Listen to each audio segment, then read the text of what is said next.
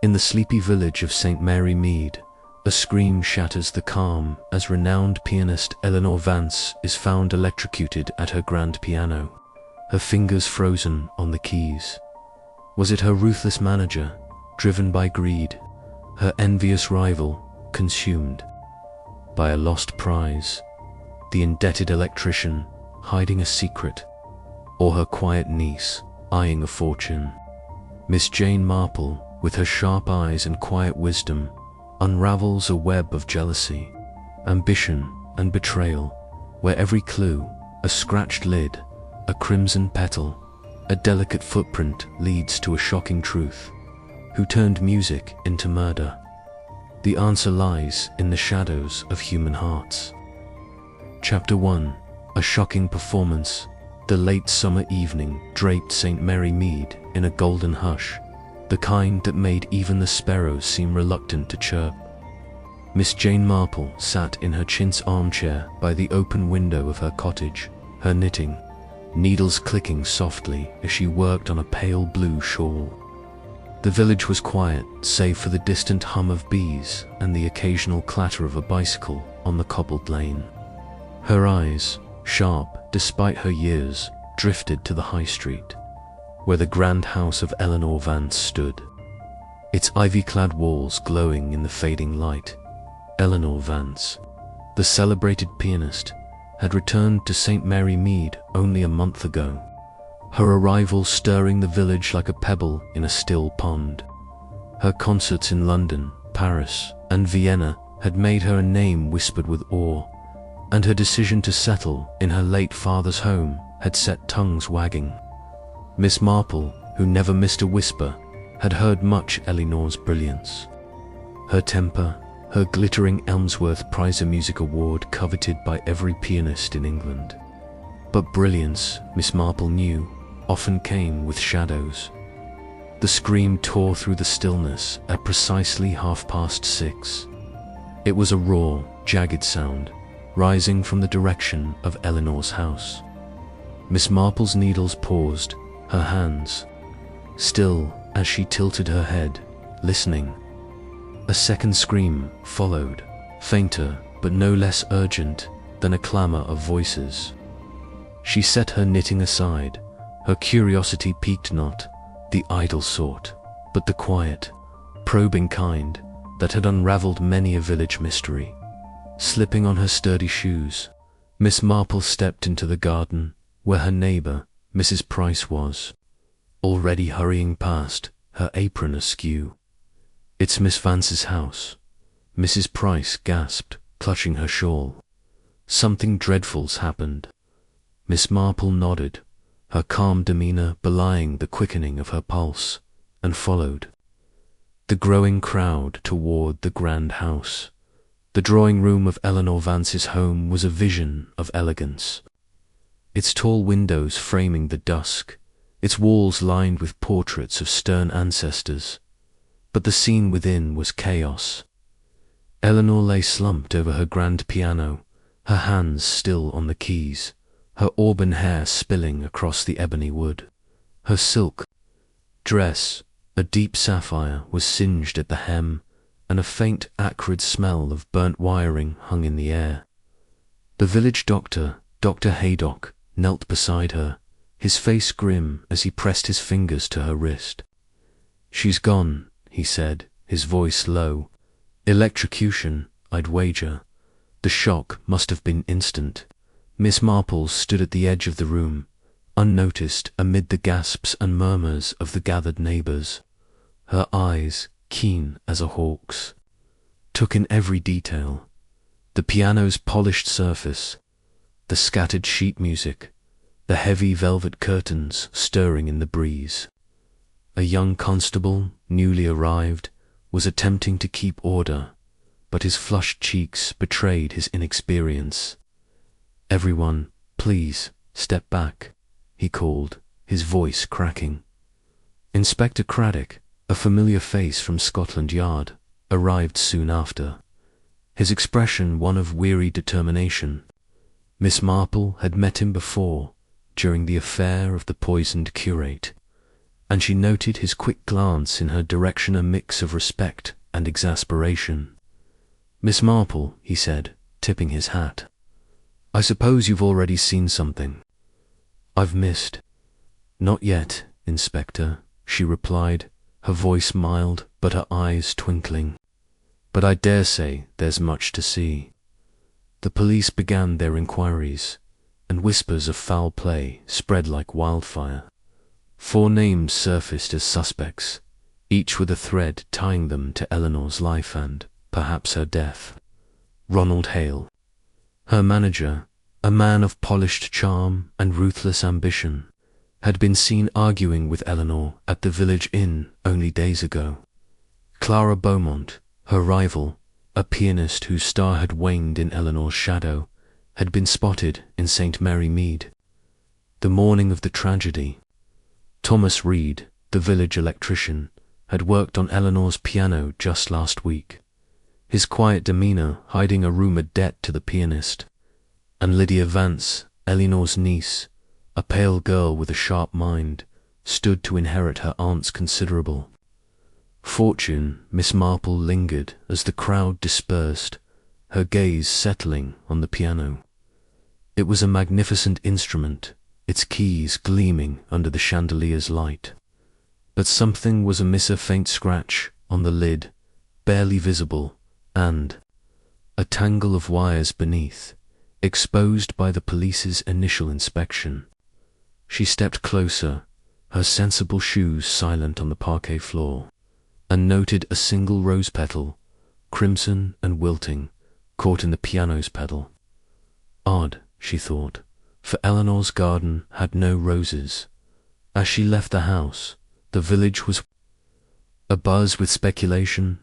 Miss Marple returned to her cottage, her mind already threading together the fragments of what she'd seen. Eleanor Vance's death was no accident, of that she was certain. Someone had turned her beloved piano into a weapon, and Miss Marple, with her quiet ways and unerring instinct, would find them. She picked up her knitting, the needles resuming their rhythm, and smiled faintly. The game, as her old friend Sir Henry Clethering might say, was afoot. Chapter 2. The manager's ambition. The morning after Eleanor Vance's shocking death, St. Mary Mead awoke to a hum of speculation that rivaled the buzz of its summer bees. Miss Jane Marple, seated at her small breakfast table with a pot of Darjeeling and a slice of toast, gazed out at the high street, where knots of villagers lingered, their whispers carrying on the breeze. The grand house of the late pianist stood silent, its curtains drawn like mourning veils, yet the village pulsed with the unspoken question: who had turned Eleanor's beloved piano into an instrument of death? Miss Marple, her napkin folded neatly beside her plate, considered the 4 suspects named by Inspector Craddock the previous evening. Each had a motive, a shadow cast by Eleanor's brilliance, but motives, she knew, were like threads in her, knitting tangled until pulled taut. Ronald Hale, Eleanor's manager, was the first to draw her attention. A man of sleek confidence and sharper ambition, he had shepherded Eleanor's career to dizzying heights, but at what cost? The village gossip, always a reliable barometer, hinted at discord between them, and Miss Marple resolved to learn more. She donned her best tweed coat, its sensible cut belying her keen purpose, and set out for the vicarage, where the vicar's wife, Mrs. Clement, was hosting a morning tea for the Women's Institute. Such gatherings, Miss Marple knew, were gold mines of information. 4 villagers spoke freely over scones and clotted cream, unaware of how their words wove patterns in her mind. The vicarage garden was a riot of roses and lavender, and the air was thick with the scent of baking as Miss Marple stepped through the gate, her straw hat tilted against the sun. Mrs. Clement, a bustling woman with a penchant for overstatement, greeted her warmly. "Oh, Miss Marple, isn't it dreadful about poor Miss Vance?" electrocuted at her own piano. I declare, it's like something from one of those horrid detective stories. The other ladies murmured agreement, their eyes bright with curiosity. Miss Marple smiled, accepting a cup of tea, and let the conversation flow around her, her ears attuned to every nuance. It was Mrs. Price, the butcher's wife, who first mentioned Ronald Hale. That manager of hers, Mr. Hale, always struck me as too smooth by half, she said, spreading jam on her scone with vigor. Came into the shop last week, all smiles, ordering lamb chops as if he hadn't a care. But I heard him at the Red Lion, arguing with Miss Vance something fierce. She was saying she'd had enough of his pushing, wanted to manage her own affairs. Miss Marple's teaspoon paused mid-stir. Indeed, she said mildly, her tone inviting more. Mrs. Price leaned forward, her voice dropping. Oh yes, my Tom overheard it all. Said Miss Vance was furious about that Elmsworth prize business. Something about Mr. Hale taking credit for her success. And then she threatened to sack him for another agency, one in London with a fancy name, Mrs. Bantry, whose husband owned the manor, chimed in. I saw him myself at the station last week, looking like a cat in a creamery. He was on the phone, talking about contracts and money thousands, he said. But he went quiet when he saw me, as if he'd been caught out. The ladies clucked, their suspicions mounting, and Miss Marple filed each detail away, her mind already threading connections. After tea, she strolled toward the village green, where the weekly market was in full swing. Stalls brimmed with apples, fresh bread, and jars of homemade chutney, and the air rang with the calls of vendors. Miss Marple paused at the flower stall, ostensibly to admire a bunch of dahlias, but her eyes were on the Red Lion across the green, where Ronald Hale was, said to have lodged before Eleanor's death. The innkeeper, Mr. Dobbs, was a talkative sort, and Miss Marple, with her knack for coaxing confidences, decided he was her next stop. The Red Lion was a cozy establishment, its beams blackened by age, its windows gleaming with polish. Mr. Dobbs, wiping glasses behind the bar, greeted her with a nod. Morning, Miss Marple. Terrible business about Miss Vance, ain't it? Never thought I'd see such a thing in St. Mary Mead. Miss Marple agreed, settling onto a stool with the air of one seeking only a moment's rest. Indeed, Mr. Dobbs, I understand Mr. Hale, her manager, was staying here recently. Mr. Dobbs's eyes lit with the glee of a man with gossip to share. Aye, he was. Fine room, too, paid up front. But he was in and out like a jack-in-a-box. Said he was off to London the day Miss Vance died, catching the early train. Mind you, he was in a right state that morning, dropped his briefcase, papers everywhere. I helped him pick 'em up, and I saw one with Miss Vance's name, something about a contract ending. Miss Marple's eyebrows lifted slightly, a gesture so subtle it might have been missed.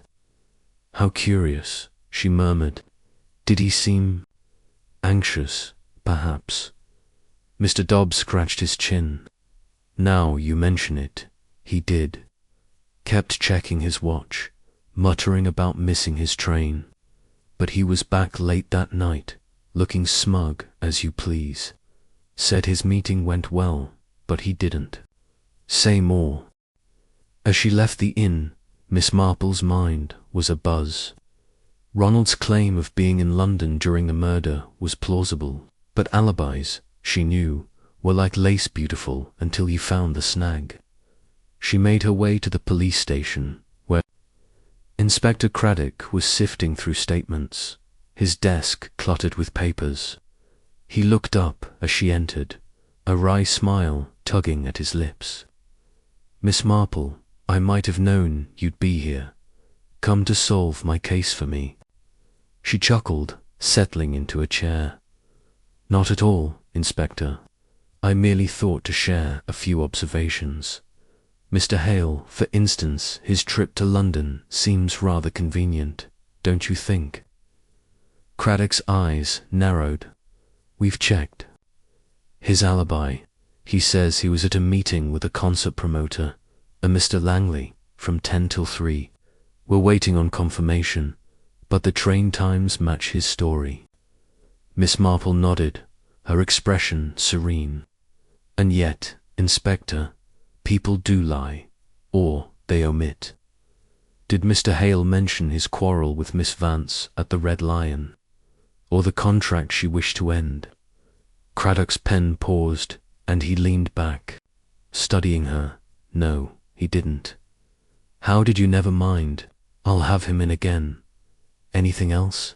She hesitated, then said, "Only that Mr. Hale's ambition is well known. Miss Vance's success was his triumph, but her threat to leave him would have been a blow. Men like him, Inspector, do not take kindly to losing control." Craddock jotted a note, his respect for her growing despite himself. That afternoon, Miss Marple attended the village sewing circle, held in the church hall. The women were stitching quilts for the autumn fair, their needles flashing as they traded theories about Eleanor's death. Miss Hartnell, a woman of firm opinions, declared Ronald Hale a slippery sort, always after money. Miss Weatherby, more reserved, mentioned seeing him near Eleanor's house 2 days before the tragedy, pacing the lane with a frown. "He looked like a man with a grudge," she said, her voice low. Miss Marple, threading her needle, listened intently. Ronald's movements, his quarrel, his hasty trip to London all painted a picture of a man under pressure. But pressure, she mused, could lead to many things: desperation, cunning, or even murder. She recalled a nephew of hers, Raymond, who once managed a young actress and nearly lost his temper when she defied him. Ambition, Miss Marple knew, could twist even the most polished soul. By evening, she was back in her cottage, the fire crackling as she reviewed her notes mental, of course, for Miss Marple never wrote anything down. Ronald Hale's motive was clear. Eleanor's threat to leave him would have cost him not just money, but prestige. The Elmsworth Prize had elevated her value, and his, but her independence threatened to unravel his carefully built empire. Yet motive alone was not enough. The pianos, wiring, Inspector Craddock had said, required skill, and Ronald, for all his charm, was no electrician. She rose, crossing to her window to draw the curtains. Outside, the village was settling into night, the lights of Eleanor's house dimmed. Miss Marple's gaze lingered on the silhouette of the grand piano, visible through a gap in the curtains. Ronald Hale, she thought, was a man who thrived on control, but had he the cunning to orchestrate such a precise crime? Or was he merely a thread in a larger tapestry, one she had yet to fully unravel? As she returned to her knitting, her needles resumed their steady rhythm, each stitch a step closer to the truth. Ronald Hale was a suspect, yes, but St. Mary Mead held other secrets, and Miss Marple, with her quiet patience, would tease them out one by one. Chapter 3. The Rival's Envier. The sun rose over St. Mary Mead with a clarity that belied the dark undercurrent swirling through the village. Miss Jane Marple, having finished her morning tea, sat in her garden, her eyes on the Dukeist roses, but her mind on the tragedy of Eleanor Vance. The pianist's death, so sudden and sinister, had stirred the village like a storm, and Miss Marple, with her knack for seeing beneath the surface, was determined to untangle the threads of motive and malice. Today, her thoughts turned to Clara Beaumont, Eleanor's rival, whose name had surfaced in whispers as sharp as thorns. Clara Beaumont was a pianist of no small talent, though her star had dimmed in the blinding light of Eleanor's success. The two had been contemporaries, their careers intertwined like ivy, each vying for the same stages, the same acclaim. The Elmsworth Prize, awarded to Eleanor just months ago, had been the final blow to Clara's pride, or so the village gossips said. Miss Marple, who had seen Clara perform at a recital in Much Benham the previous spring, recalled the woman's fierce intensity at the keys, her dark eyes flashing with a passion that bordered on obsession. Envy, Miss Marple knew, was a poison that could curdle even the most gifted soul. She adjusted her shawl and set out for the village post office, where Miss Pollitt, the postmistress, was known to hold court over a wealth of local knowledge. The post office was a small, cluttered space, its counter piled with letters and parcels, its air thick with the scent of ink and sealing wax. Miss Pollitt, a wiry woman with spectacles perched on her nose, greeted Miss Marple with a nod. "Terrible business about Miss Vance," she said, sorting envelopes with practiced efficiency. "The whole village is talking of nothing else." "Indeed," Miss Marple replied, her tone gentle but her eyes alert. "I understand Miss Beaumont was in St. Mary Mead the day of the tragedy. Visiting a friend, I believe." Miss Pollitt's fingers paused, and she leaned forward, her voice dropping to a conspiratorial whisper. "So she said, claimed she was calling on Mrs. Langley up at the Grange, but I saw her myself, lingering near Miss Vance's house. That morning, she was by the gate, looking all furtive, with a scarf pulled tight around her face. Not the sort of thing you do when visiting a friend, is it?" Miss Marple's lips curved in a faint smile. "How observant you are, Miss Pollitt. Did she carry anything with her? A bag, perhaps?" The postmistress's eyes gleamed. "Now you mention it, she did. A small leather case, like the sort doctors use, tucked under her arm. I thought it odd for a pianist, but then she's a queer one, that Miss Beaumont." As Miss Marple left the post office, her mind was alight with possibilities. A leather case could hold many things sheet music, perhaps, or something more sinister, like tools for tampering with a piano's wiring. She recalled a niece of hers, Joan, who had once studied music and spoken of the intricate mechanisms within a grand piano, how easily a wire could be manipulated by one who knew how. Clara, with her years of training, might well possess such knowledge. Her next stop was the village hall, where preparations for the autumn concert were underway. The hall was abuzz with volunteers hanging bunting and arranging chairs, and Miss Marple slipped in quietly, her presence as unassuming as a shadow. Mrs. Langley, the very friend Clara claimed to have visited, was directing the efforts with her usual vigour. Miss Marple approached, offering a compliment on the decorations before steering the conversation to Clara's visit. "Oh, Clara Beaumont," Mrs. Langley said, adjusting a vase of chrysanthemums. "She did stop by that morning, but only for a moment, said she was passing through and wanted to discuss the concert program. But she seemed distracted, kept glancing at her watch. Left before we'd even finished tea." Miss Marple nodded, noting the brevity of the visit. A convenient excuse, perhaps, for Clara's presence in the village. As she helped fold programs, Miss Marple overheard two young girls, members of the choir, gossiping in a corner. "I saw Miss Beaumont at the station last week," one said, her voice hushed. "She was reading a letter, and she looked furious, tore it up and threw it in the bin. I reckon it was from Miss Vance, crowing about that prize." The other girl giggled. "She's always been jealous, hasn't she? My mum says Clara used to be the best, till Miss Vance came along." Miss Marple's fingers stilled on the paper. Jealousy was a motive as old as time, and Clara's had been festering for years.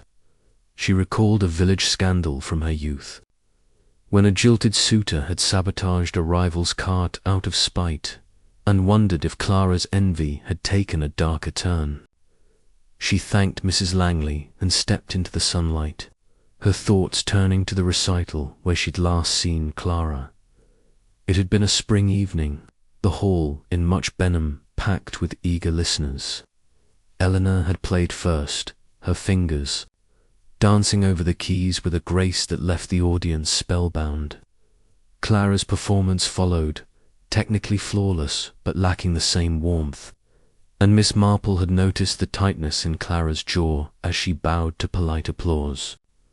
Later, at the reception, Clara had stood apart, her eyes fixed on Eleanor as she was feted by admirers. The Elmsworth Prize had been announced soon after, and Clara's absence from the ceremony had been noted by all. Miss Marple decided to visit the library, where old newspapers might shed light on Clara's past. The librarian, Miss Ellis, was a meticulous woman who kept back issues of the local gazette neatly filed. Miss Marple requested articles on the Elmsworth Prize and settled into a quiet corner, her spectacles glinting as she read. The reports confirmed what she'd suspected.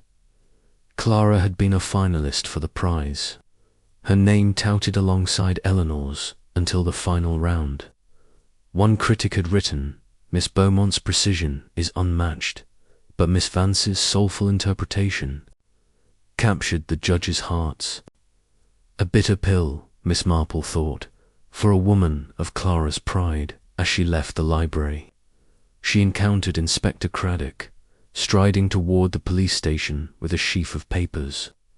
"Miss Marple," he said, his tone a mix of amusement and resignation, "I suppose you've been digging already."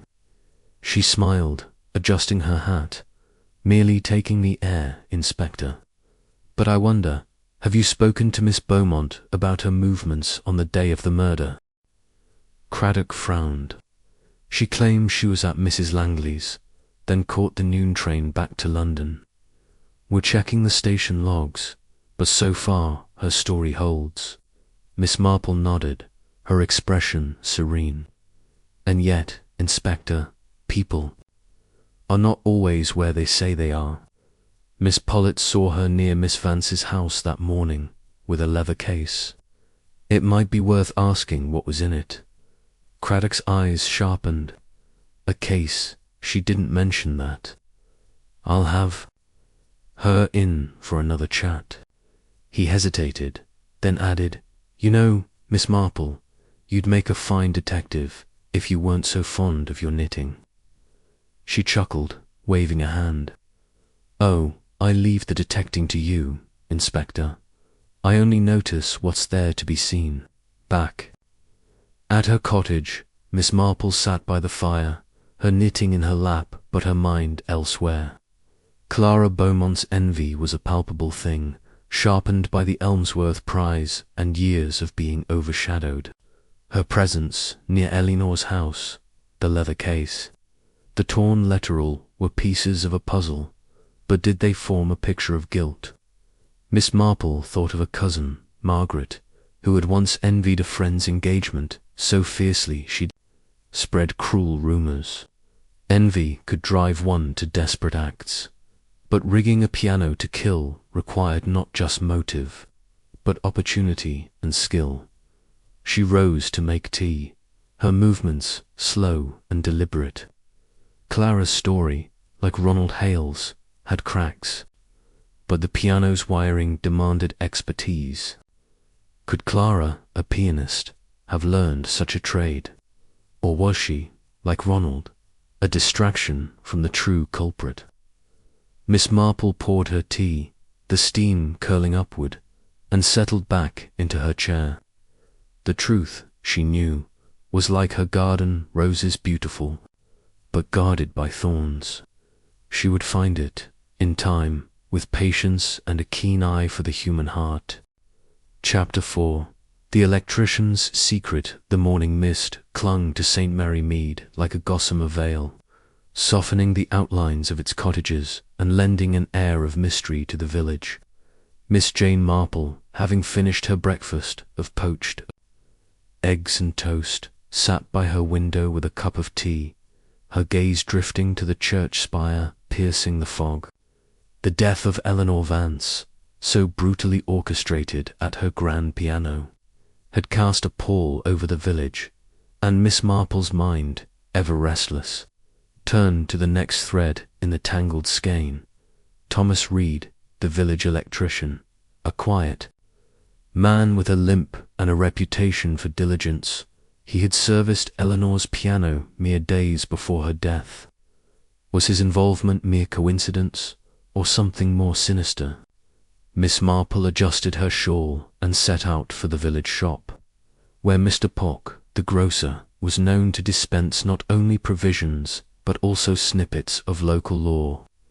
The shop was a cheerful clutter of tins, jars, and fresh produce, its bell jingling as she entered.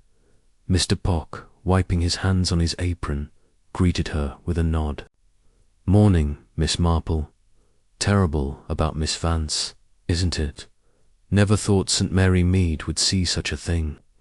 "Quite shocking," she agreed, selecting a tin of biscuits with care. "I understand Mr. Reed was at her house recently, tending to that piano of hers.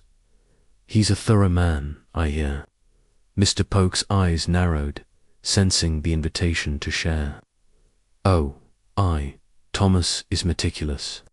Fixed my shop's wiring last month, not a fault since. But he's been out of sorts lately.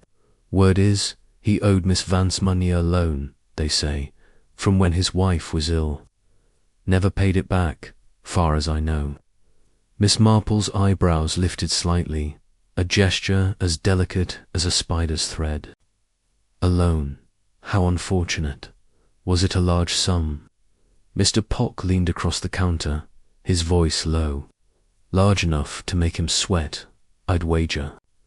My wife saw him at the bank, looking grim, the day before Miss Vance died. Said he was asking about a payment plan, but the clerk turned him down flat. As she left the shop, her basket heavier with biscuits and new information, Miss Marple's thoughts churned. A debt could weigh heavily on a man like Thomas, whose pride in his work was well known. She recalled a gardener from her youth, a man burdened by a loan who had turned to petty theft to settle it.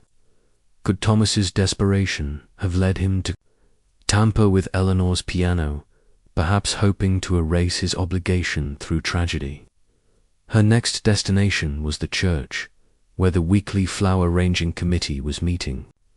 The nave was cool and dim, scented with lilies and wax, and the ladies were busy trimming stems and arranging bouquets for Sunday's service. Miss Marple joined them, her hands deft with roses as she listened to their chatter. Mrs. Murgatroyd, a stout woman with a penchant for detail, mentioned Thomas Reed in passing. "He was at the vicarage last week, checking the lights," she said, snipping a thorn.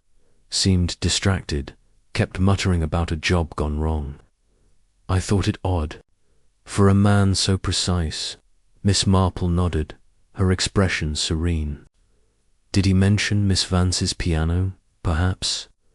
Mrs. Murgatroyd frowned, thinking, "Not directly, but he did say something about tricky wiring in old houses. Said he'd had to rewire a whole circuit at her place, and it wasn't easy. Looked like he hadn't slept in days."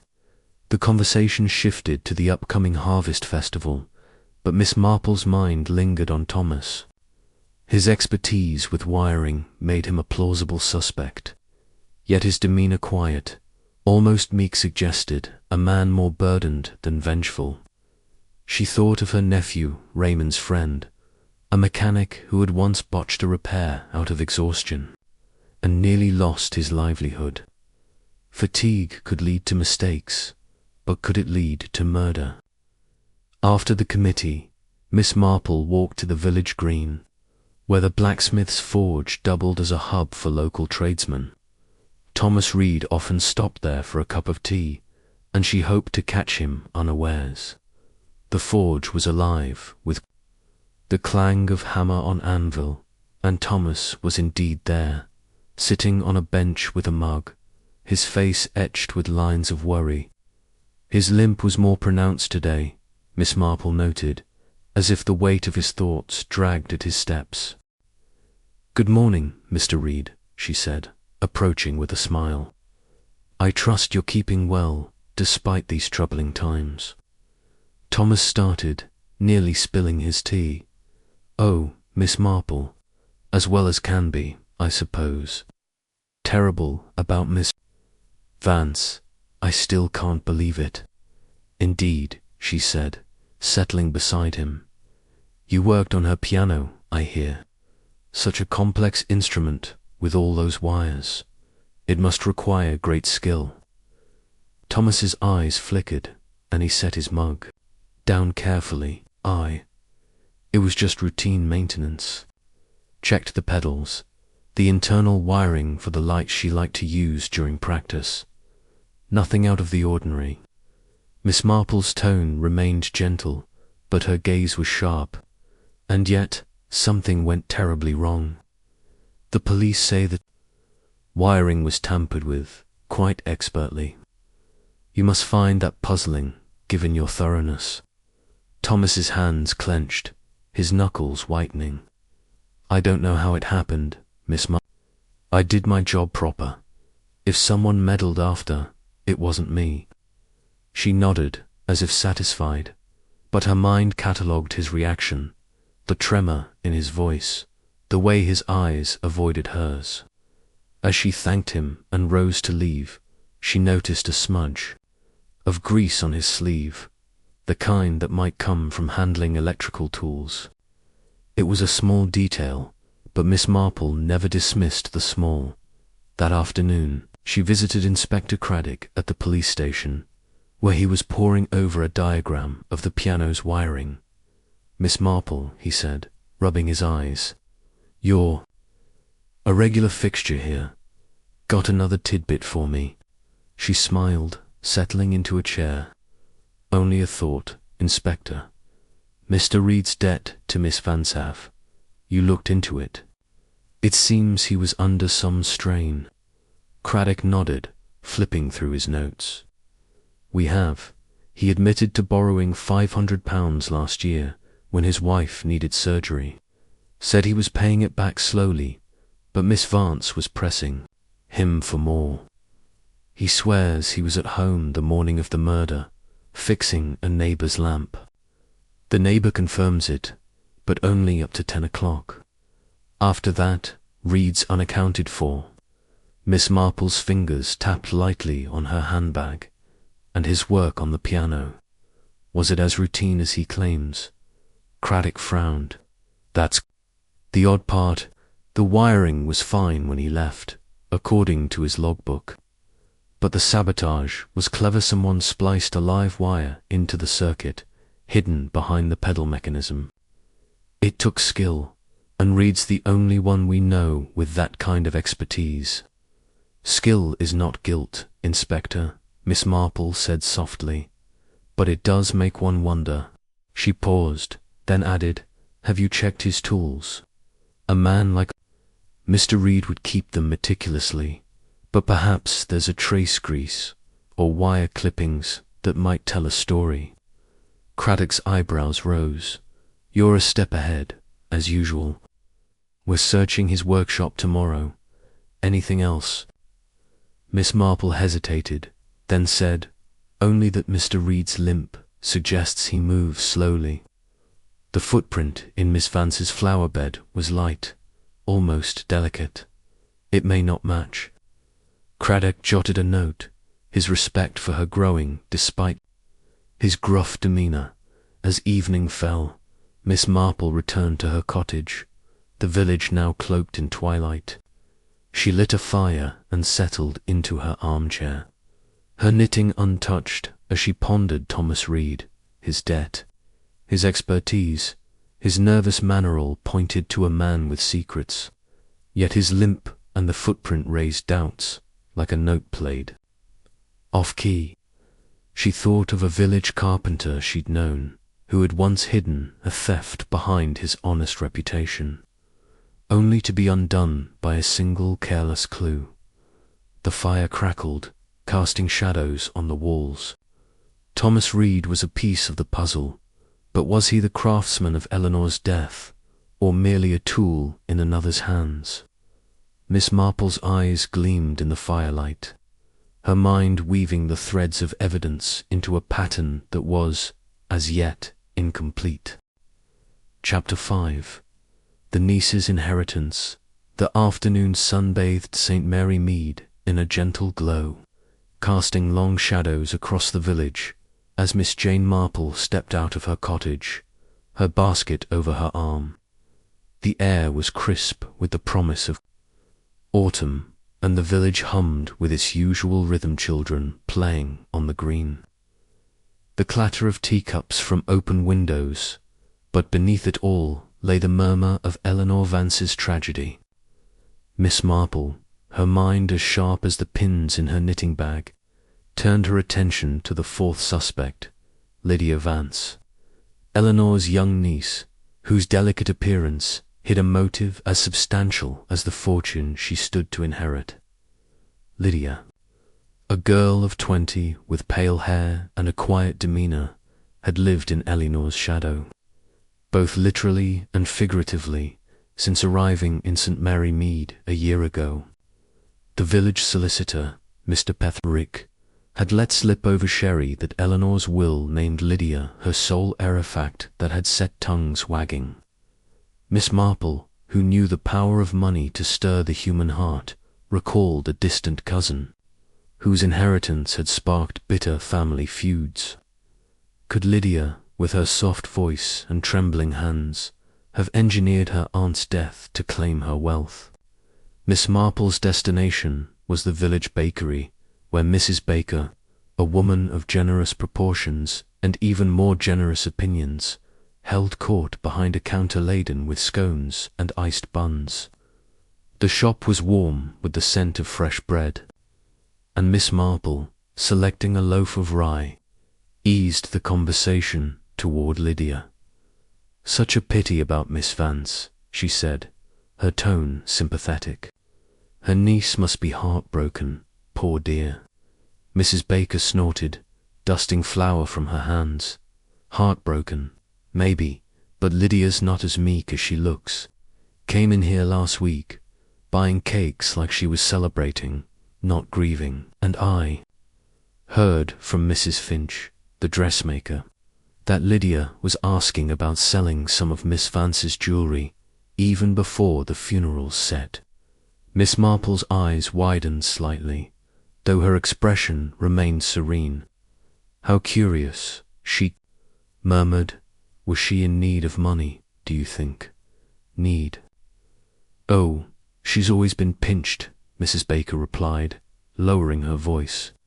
"Lives on a pittance from her late parents, and Miss Vance kept her on a tight leash. My nephew saw her at the bank, trying to cash a check that bounced Miss Vance's signature, but not enough funds." Lydia was in tears, he said, as Miss Marple left the bakery, her basket now holding bread and a wealth of new insights. She pondered Lydia's financial straits. A young woman dependent on a wealthy aunt might grow resentful, especially if that aunt wielded her fortune like a scepter. She recalled a village girl from years past, driven to steal from her employer's purse out of desperation. Could Lydia's desperation have pushed her further to a crime as calculated as electrocution? Her next stop was the village school, where Lydia occasionally volunteered, teaching music to the younger children. The schoolyard was alive with laughter as pupils played tag, and Miss Marple found Miss Harmon, the headmistress, arranging sheet music in the classroom. "Miss Marple, what a pleasure," Miss Harmon said, pushing her glasses up her nose. "Come to see our little choir."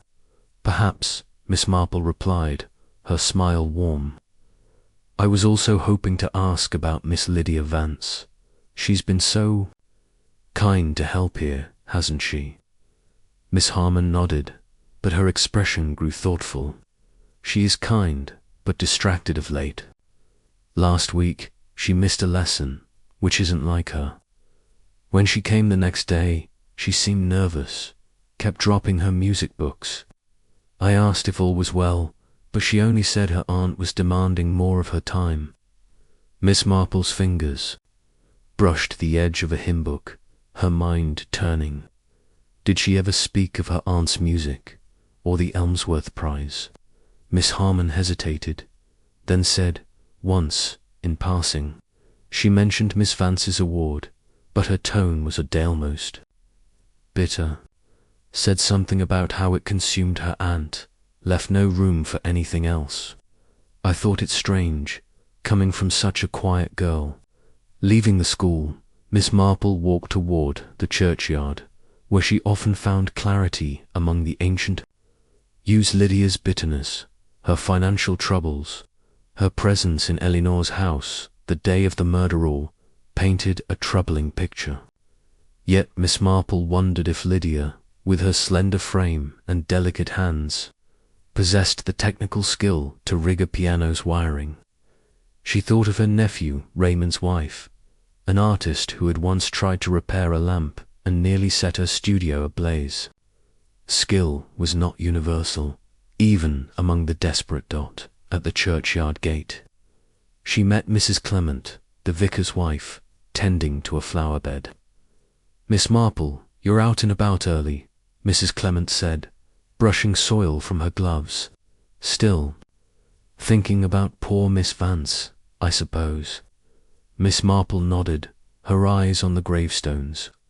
"I am, and about her niece. Lydia was in the house that day, I hear, practicing scales. Such a devoted girl."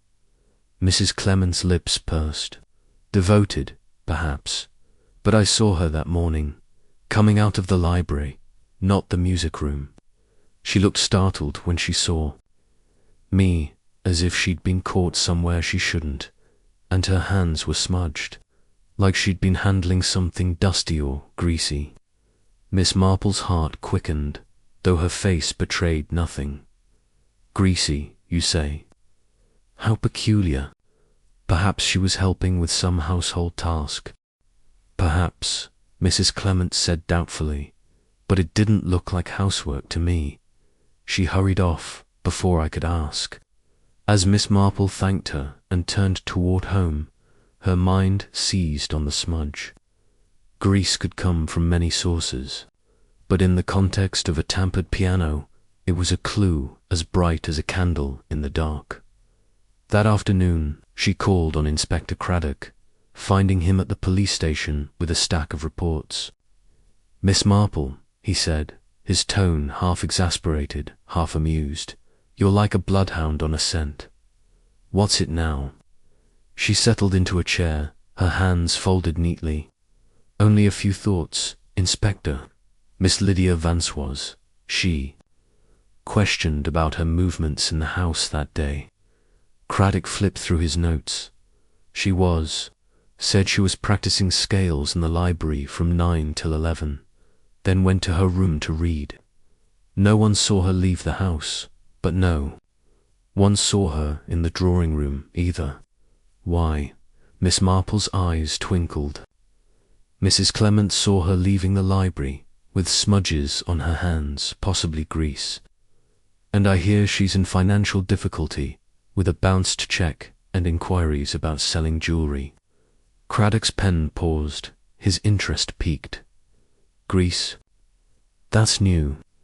We found traces of it on the piano's wiring, but assumed it was from Reed's tools. And the money troubles yous. We know about the check. She admitted it was a mistake, said her aunt had promised to cover it." Miss Marple nodded, her voice soft.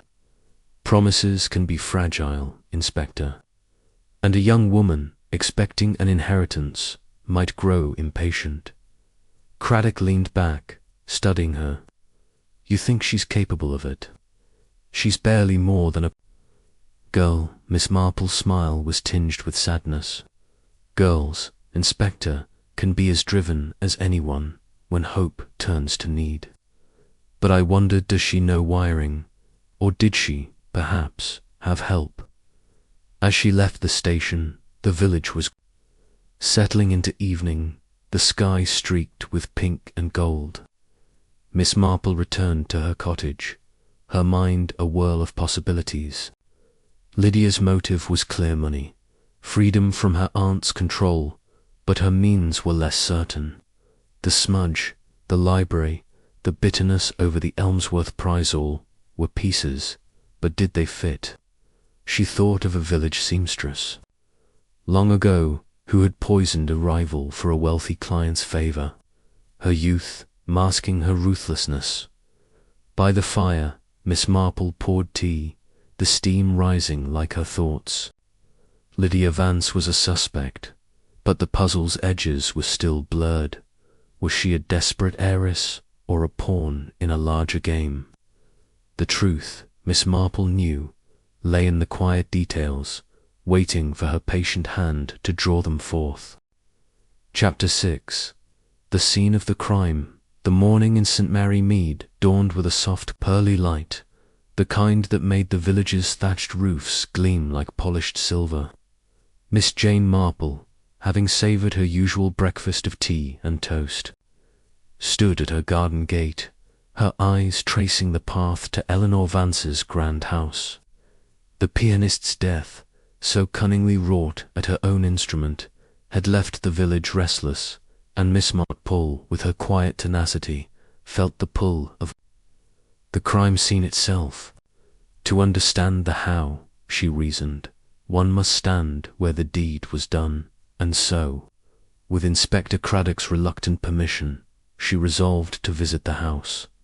She donned her sensible coat, its tweed as unobtrusive as her manner, and made her way up the high street, her basket swinging lightly.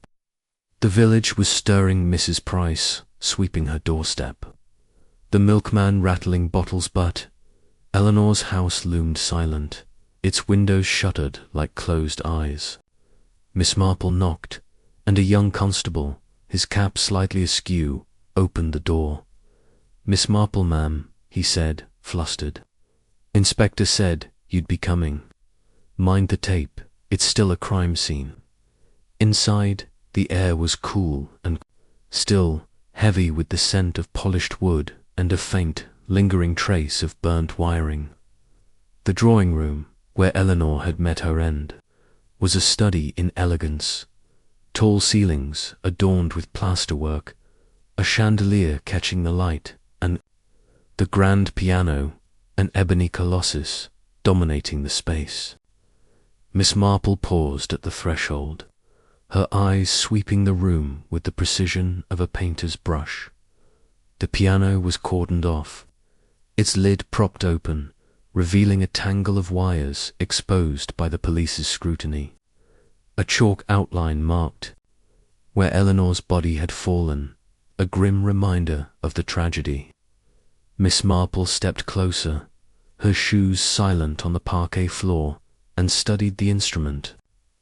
The keys, ivory and black, were pristine, but the lid bore faint scratches, as if a tool or A-ring had grazed it in haste. She noted a single petal, crimson and wilted, caught in the pedal mechanism, its presence jarring in a room so meticulously kept. Inspector Craddock joined her, his notebook in hand. "Miss Marple, I hope you're not planning to rearrange my evidence," he said, his tone half jesting. She smiled, her eyes never leaving the piano. "Not at all, Inspector. I only wish to see what the room has to say. This wiring, for instance, quite intricate, isn't it?" Craddock nodded, pointing to a spliced cable, its insulation stripped to reveal a gleaming copper core. "Expertly done, I'm afraid. Someone rerouted a live current through the pedal circuit, hidden behind the When Miss Vance pressed the pedal, it completed the circuit, and he trailed off, grimacing. Miss Marple's gaze followed the wire's path, noting its precision. Such work requires not only skill, but time, she mused, and access. To the house, exactly, Craddock said. The servants say no strangers were seen, but Miss Vance often left the French windows open during the day. Anyone could have slipped in. Miss Marple moved to the windows, their heavy velvet curtains stirring slightly. Outside, a flower bed ran along the house, its soil disturbed by a single footprint light, narrow, pressed into the earth as if its maker had lingered. "This print," she said, "it's too small for Mr. Reed, with his heavy tread, and too deep for Miss Lydia, who's so slight." Craddock crouched beside it, frowning. "We've cast it, but it's no man's boot. Could be a woman's or a small man's shoe.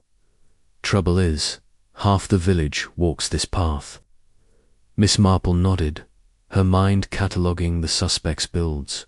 Ronald Hale's polished brogues, Clara Beaumont's elegant heels, Lydia's delicate slippers. The footprint was a clue, but not yet a key.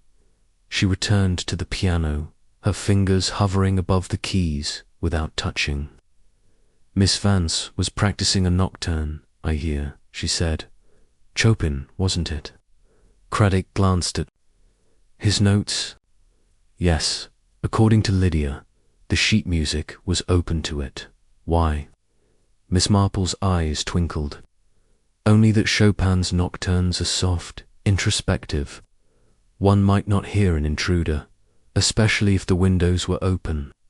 She circled the room, noting its details. A silver cigarette case on a side table, engraved with Eleanor's initials. A photograph of her receiving the Elmsworth Prize, her smile radiant. A vase of lilies, their petals beginning to curl. The room spoke of Eleanor's life, her triumphs, her solitude, but also of her death. Miss Marple paused by a bookshelf, where a volume of poetry lay askew, its pages faintly creased as if recently handled. She made a mental note, wondering who, in the household, read Tennyson. Craddock watched her, his curiosity growing. "You see something, don't you?" he said. Miss Marple's smile was enigmatic. "I see a room, Inspector, and a story. The scratches on the piano suggest haste or nerves. The petal in the pedal is out of place. Miss Vance grew no roses, and this footprint, so carefully preserved, tells of someone who watched, perhaps planned, from outside." He jotted a note, his expression thoughtful. "The petal's odd, I'll grant you. We'll have it checked." "Anything else?" Miss Marple hesitated, then said, "Only that the killer knew Miss Vance's habits, her practice hours, her open windows. It speaks of intimacy or observation." "Have you asked the servants about visitors in the days before?" Craddock nodded. "They mentioned Clara Beaumont arguing with Miss Vance about the prize a week ago. Ronald Hale was here often, discussing contracts. Reed came to service the piano, and Lydia was always about. No one else stood out." Miss Marple's fingers brushed her basket's handle, "And yet, Inspector, someone stood out enough to kill. I wonder who." As they left the drawing-room, Miss Marple glanced back at the piano, its silent keys a testament to Eleanor's lost music. Outside, the village was alive with its daily rhythms, but she felt the weight of the crime scene's secrets. She thanked Craddock and walked home, her steps measured, her mind a whirl of images.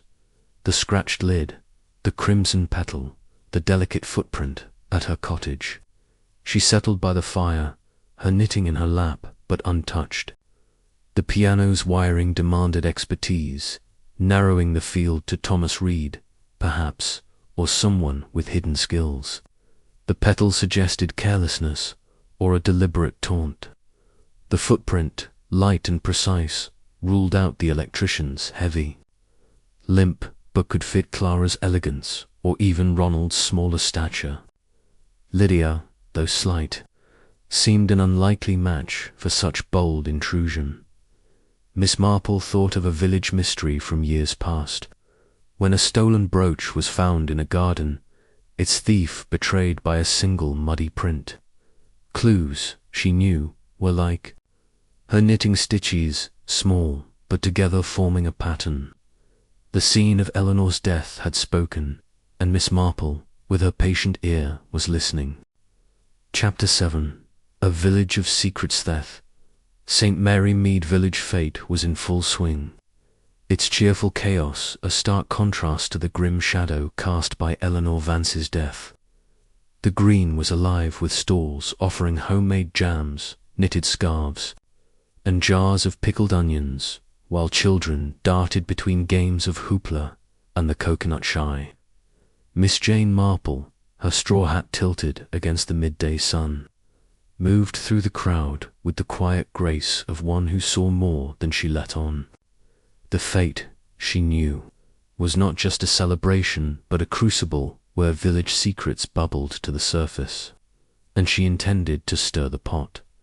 Her basket swung lightly as she paused at the tombola stall, where Mrs. Price was rattling a drum of tickets. "Miss Marple, come try your luck," Mrs. Price called, her cheeks flushed with the day's excitement. Miss Marple smiled, purchasing a ticket she had no intention of claiming. "Such a lively fete," she remarked. "I suppose everyone's here, even those touched by poor Miss Vance's tragedy." Mrs. Price's eyes gleamed with the promise of gossip. "Oh, aye. There's Mr. Hale, charming the vicar's wife as if nothing's happened, and Miss Beaumont's over by the tea tent, looking like she swallowed a lemon.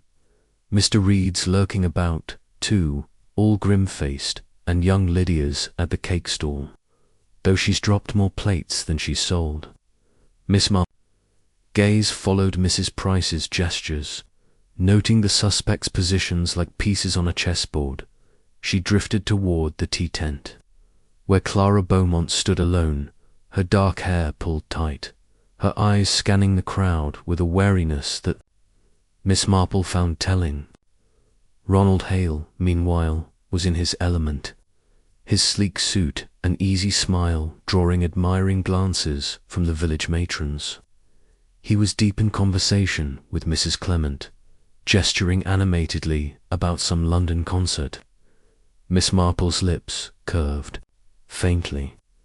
Ronald's charm was a polished mask, but masks, she knew, could slip. Nearby, Thomas Reed sat on a bench, his electrician's bag at his feet, his hands clasped tightly around a cup of tea. His limp had kept him from the livelier stalls, and his expression was one of quiet unease, as if the fate's gaiety only deepened his troubles. Miss Marple made a mental note of his solitude, recalling the grease smudge on his sleeve and the debt that weighed on him. Lydia Vance, at the cake stall, was a study in nervous energy. Her pale hands fumbled with a tray of scones, and when a plate slipped to the ground, shattering, she flinched as if struck. Miss Marple approached, her demeanour as soothing as chamomile. "Dear Lydia, you mustn't let the fate overwhelm you," she said, helping to gather the shards. Lydia's eyes, wide and haunted, met hers. "It's not the fate, Miss Marple. It's everything. Aunt Eleanor's gone, and everyone's watching me, whispering."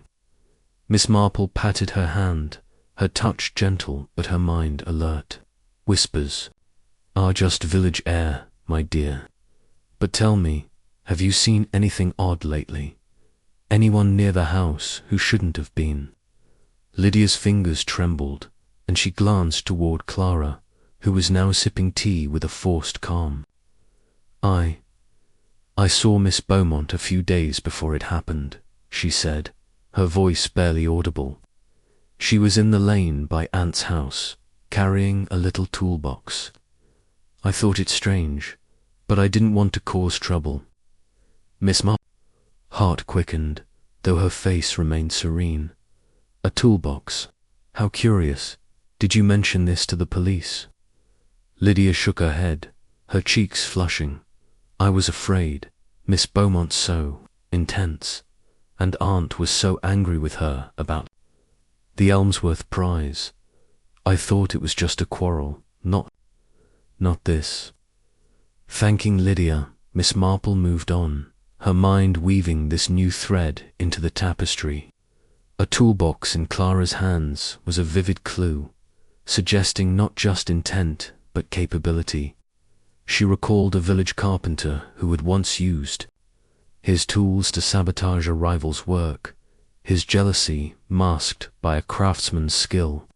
Could Clara, with her fierce envy, have turned her knowledge to a deadlier purpose? At the flower stall, Miss Marple paused to admire a bunch of dahlias, her eyes catching Ronald Hale as he broke away from Mrs. Clement and approached Clara. Their exchange was brief, their postures tense, and Miss Marple noted the way Clara's hand tightened on her cup when Ronald spoke. She couldn't hear their words, but the air between them crackled with unspoken history. Had they conspired, perhaps, or was their mutual dislike a barrier to collusion? She wandered to the bookstore where Miss Weatherby was selling second-hand novels. Miss Marple, any mysteries for you today? Miss Weatherby asked, her eyes twinkling. Miss Marple chuckled. I find life provides enough mysteries, don't you? I was just thinking of Miss Vance's house. So many visitors before her death. Did you notice anyone unusual in the lane? Miss Weatherby's brow furrowed. Now you mention it, I saw Mr. Hale there 2 days before, pacing like a caged tiger. Looked like he was waiting for someone, but he left when he saw me. And Mrs. Langley said she saw Lydia coming out of the back gate that same day, looking flustered, with something in her hand, a book, maybe, or papers. Miss Marple nodded, her mind adding these details to her growing picture. Lydia's movements, like Clara's toolbox, hinted at secrets yet to be uncovered as the fate wound. Down Miss Marple found Inspector Craddock near the bandstand, watching the village band tune their instruments. Miss Marple, he said, tipping his hat, you've been busy, I'll wager. Any new theories? She smiled, her eyes bright. Only observations, Inspector. Young Lydia saw Miss Beaumont with a toolbox near the house, days before the murder, and Mr. Hale was seen pacing there too, as was Lydia herself, carrying something. The village is full of eyes, you know. Craddock's notebook appeared, his pen scratching quickly. A toolbox, that's new. And Hale, his alibi is still shaky. The London promoter's memory is vague. As for Lydia, she's sticking to her story about practicing in the library, but no one can confirm it. Miss Marple's fingers brushed her basket's handle, and Mr. Reed, his tools, perhaps, could match that toolbox's contents. We searched his workshop, Craddock said, found wire matching the pianos, but he swears it was for a chandelier job. No toolbox like Lydia described, though. Miss Marple nodded, her mind turning to the footprint in the flower bed, the scratches on the piano lid. A toolbox is portable, Inspector. It could belong to anyone, no one, if it was borrowed. As she walked home, the village settling into the soft dusk, Miss Marple's thoughts were a kaleidoscope of clues. Lydia's revelation about Clara's toolbox was a bright thread, but Ronald's pacing and Lydia's own furtive movements suggested a web of motives: jealousy, ambition, desperation. She thought of a village scandal years ago, when a stolen necklace was found in a maid's apron, her guilt revealed by a single overheard conversation. Secrets, Miss Marple knew, were like seeds in a garden, buried but ready to sprout under the right light dot in her cottage, She lit a lamp and settled by the fire, her knitting untouched. The fate had been a mirror, reflecting the suspect's tensions. Clara's guarded glances, Ronald's calculated charm, Thomas's quiet unease, Lydia's trembling hands, each held a piece of the truth, but which piece completed the puzzle? Miss Marple's eyes gleamed in the firelight, her mind stitching the fragments into a pattern that grew ever clearer. Chapter 8. The award's shadow, the late afternoon light, filtered through the lace curtains of Miss Jane Marple's cottage, casting delicate patterns on the polished floor. She sat in her favourite armchair, a cup of Earl Grey cooling beside her, her knitting needles idle as her mind sifted through the threads of Eleanor Vance's murder. The village of St. Mary Mead, though outwardly serene, pulsed with undercurrents of suspicion, and Miss Marple's thoughts turned to Clara Beaumont, the rival pianist whose envy of Eleanor's Elmsworth prize had cast a long shadow.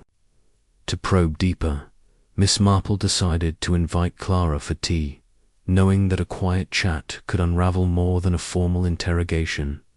She sent a note to Clara, who was staying at the Blue Boar Inn, couched in terms so polite and unassuming that refusal would seem churlish. By 4 o'clock, Clara arrived, her dark eyes wary but her manner composed. She wore a tailored coat, its elegance slightly frayed at the cuffs, and her hands, those of a pianist, were restless as she settled into Miss Marple's chintz-covered chair. "Thank you for inviting me, Miss Marple," Clara said, her voice smooth but guarded, "though I confess I'm not sure why I'm here." Miss Marple poured tea, her movements deliberate, her smile disarming. "Oh, my dear, I find a cup of tea soothes the soul, especially in troubled times. Poor Miss Vance's death has upset us all, hasn't it?" Clara nodded, her fingers tightening on the saucer. "It's dreadful. Eleanor was a remarkable talent." The pause in Clara's words was a note out of tune, and Miss Marple seized it gently. Indeed, she was. That Elmsworth prize must have been such a triumph for her. "I recall you were a finalist too, were you not?" Clara's composure faltered, her lips thinning. "Yes, I was. But Eleanor deserved it.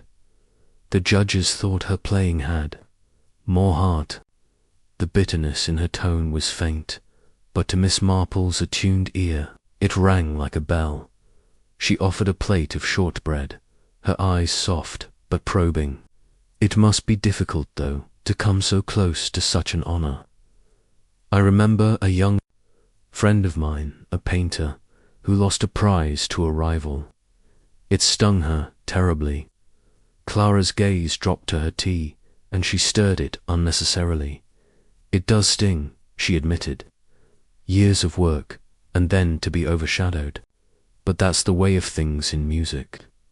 Miss Marple nodded, her expression sympathetic. "Of course. And yet, I heard you visited Eleanor recently, perhaps to congratulate her." Clara's head snapped up, a flush creeping into her cheeks. "Who told you that?" "I went to her house, yes, to discuss a joint recital we'd planned.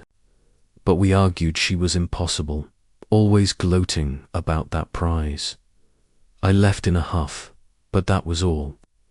Miss Marple's needles clicked softly, though she hadn't picked up her knitting. "How distressing. And you carried a toolbox, I hear. Such an unusual thing for a pianist." Clara's cup rattled against its saucer, and she set it down with care. "A toolbox. Oh, that. Just some odds and ends for my own piano at the inn.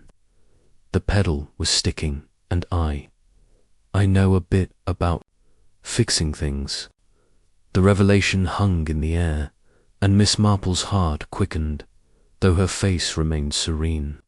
"How resourceful," she said. "You studied engineering, I believe, before music." Clara's eyes widened, a flicker of panic crossing her features. How did US, briefly, at university. But I gave it up for the piano. It's nothing to do with what happened. Miss Marple sipped her tea, her gaze gentle but unyielding. Of course, my dear. But it's curious. Isn't it?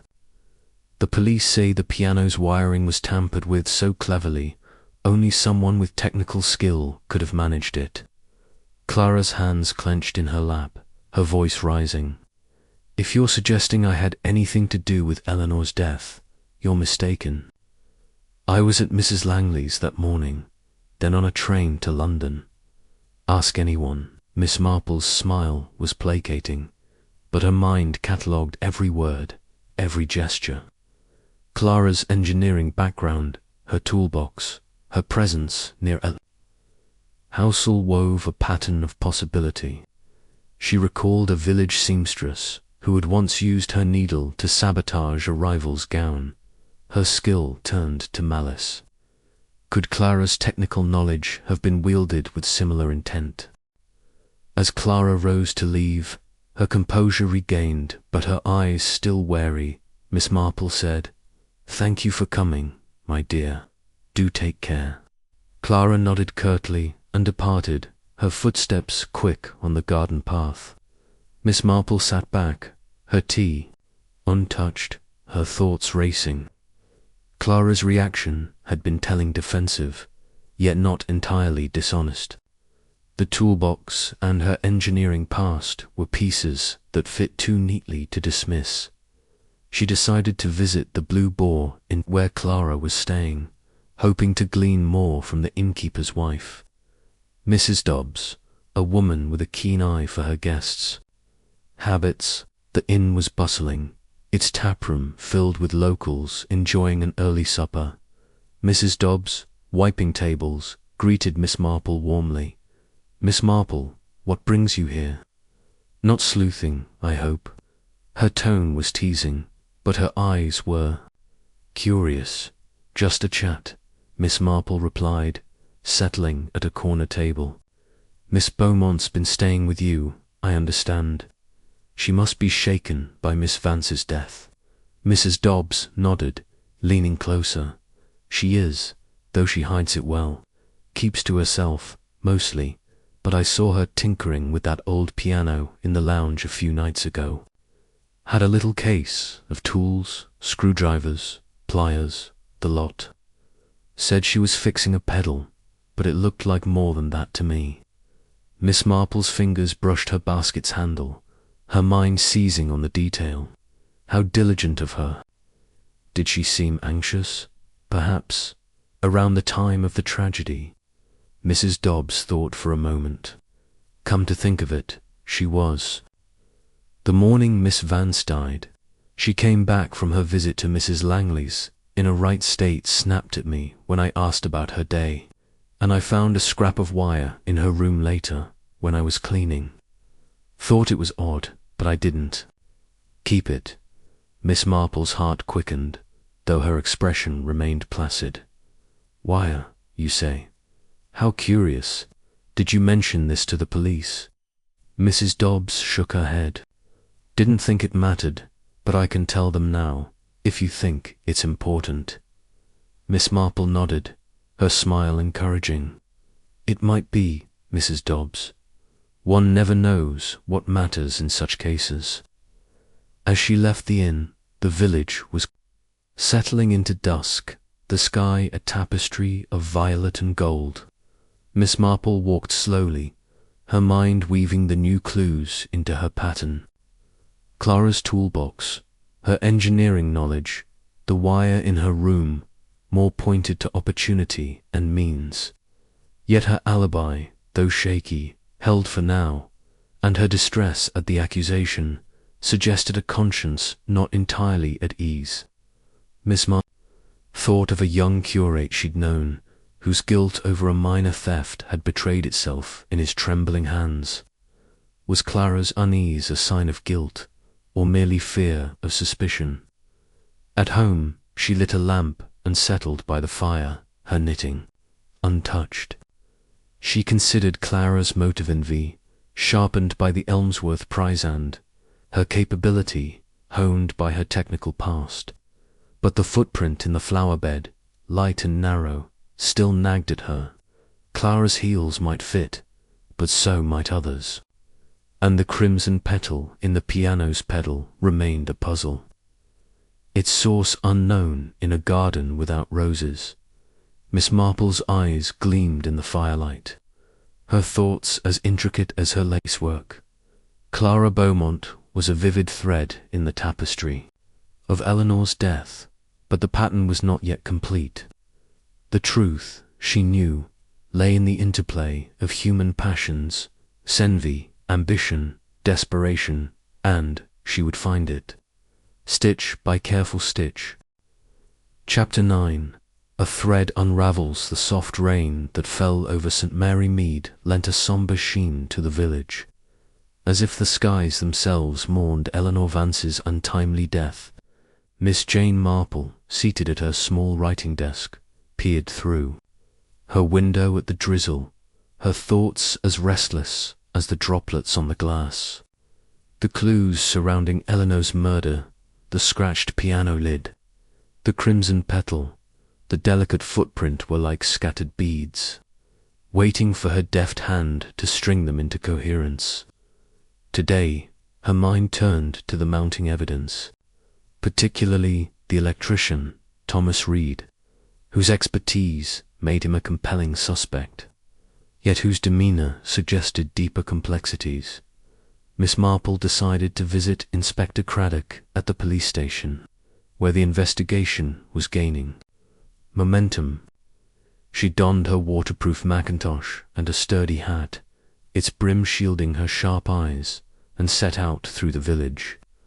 The high street was subdued, with villagers hurrying under umbrellas, their whispers about the murder muffled by the rain. As she passed Eleanor's house, its shutters still drawn, she felt the weight of its secrets urging her onward. The police station was a hive of activity, with constables sorting files and a telephone ringing insistently. Inspector Craddock, looking harried, greeted her with a wry smile. "Miss Marple, you're as predictable as the tide. Come to unravel my case again." She chuckled, settling into a chair, her basket at her feet. "Only to offer a thought or two, Inspector. Have you made progress with Mr. Reed's tools? I understand you searched his workshop." Craddock leaned forward, his notebook open. "We did, and it's turned up something curious. Found a receipt for electrical wire dated a week before the murder, matching the type used in the piano's sabotage. Reed claims it was for a chandelier job at the vicarage, but the vicar says no such work was done. He's sticking to his story, dozers. He was home fixing a lamp the morning Miss Vance died." Miss Marple's fingers tapped lightly on her knee, her mind sifting the information. And his alibi. The neighbor confirmed it, "I believe, but only partially." Craddock nodded, flipping a page. "Up to 10 o'clock, yes. After that, he's a ghost. No one saw him till noon, when he was at the forge. Plenty of time to slip to Miss Vance's house, especially with those open French windows." She nodded, her expression thoughtful. Yet his limp, Inspector Ritz, quite pronounced. The footprint in the flower bed was light, almost delicate. A man of his build, with such a heavy tread, seems an unlikely match. Craddock frowned, rubbing his chin. True, but he could have been careful, used different shoes. We're testing the soil from his boots, but it's slow work in this rain. Miss Marple's eyes brightened, a spark of insight flickering. "And the wire, did you find any in his possession, beyond the receipt?" Craddock shook his head. "Not a scrap. His tools were clean, too. No grease or clippings, like we found on the piano. But he's nervous, I'll give you that. When we questioned him yesterday, he was sweating, kept glancing at the door." She leaned back, her mind turning to Thomas's demeanour, his unease, his debt to Eleanor. The wire recital pointed to opportunity, if not intent.